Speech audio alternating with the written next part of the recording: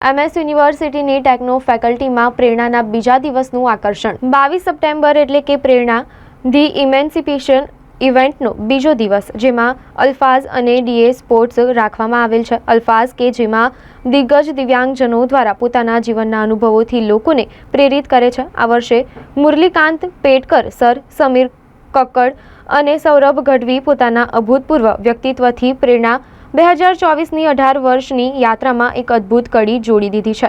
તાજેતરમાં રિલીઝ થયેલી film Chandu champion, જેમાં કાર્તિક આર્યન છે, જે મુરલીકાંત પેટકરની જીવનકથા છે. વિશ્વ સ્તરે પેરા ઓલિમ્પિકમાં સ્વિમિંગમાં ગોલ્ડ મેડલ લાવી ભારતના નામનો ડંકો વગાડી તેમણે એક મિસાલ કાયમ કરી હતી.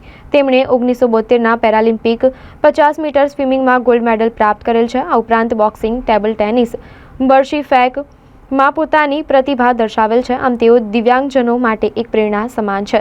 ત્યારે આ ઉપરાંત દ્રષ્ટિહીન તથા ઇન્ટેલેક્ચ્યુઅલ ડિસેબલ માટે Braille writing, memory game, treasure hunt, ચિત્ર સ્પર્ધા, પઝલ, પોટ ડિઝાઇનિંગ વગેરે જેવી રમતોનું આયોજન કરવામાં આવ્યું છે. અનાથ બાળકો માટે kabaddi, kho kho, tug of war જેવી વિવિધ રમતો રાખવામાં આવી છે.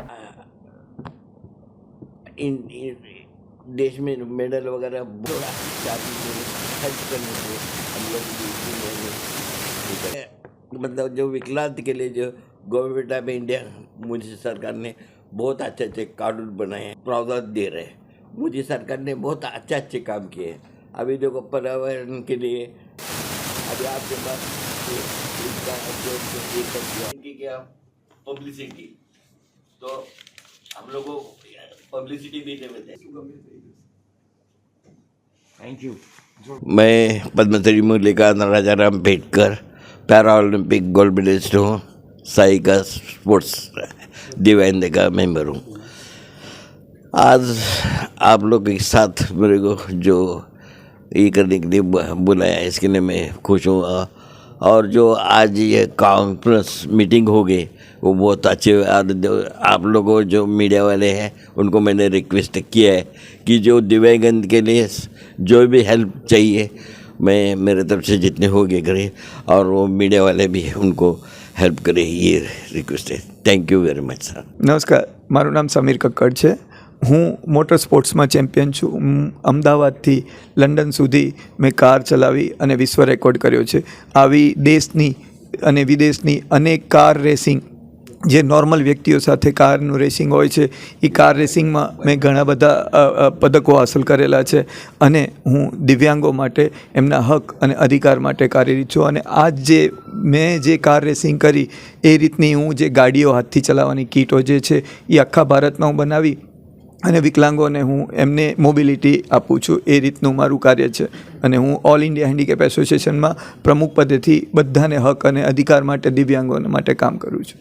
આજે તમે કઈ જગ્યાએ છો, તમે કેવું? હું આભારી છું પ્રેરણાનો. MS યુનિવર્સિટીની જો આ પ્રેરણા ઉત્સવ થઈ રહ્યો છે એમાં અમને હેઝ એ અલ્ફાઝ તરીકે અમને જે આજે અમને મોકો મળ્યો છે, અમને ઇન્વિટેશન આપ્યું છે, તો અમે બધાના તહેદિલથી અમે આભારી છીએ. આપ મીડિયાના પણ આભારી છીએ કે આપના થકી આપને સમાજમાં જાગૃતતાથી દિવ્યાંગ એક સૂત્રમાં આવી શક્યા છે. મારી મ્યુઝિકની જર્નીની શરૂઆત મારા ફાધર પોતે તબલા પ્લેયર છે એમનાથી જ થઈ. પોતે તબલા પ્લેયર છે, એમને જોઈને મેં તબલા પ્લે કરવાનું શરૂ કરેલું. ઘણા સોશિયલ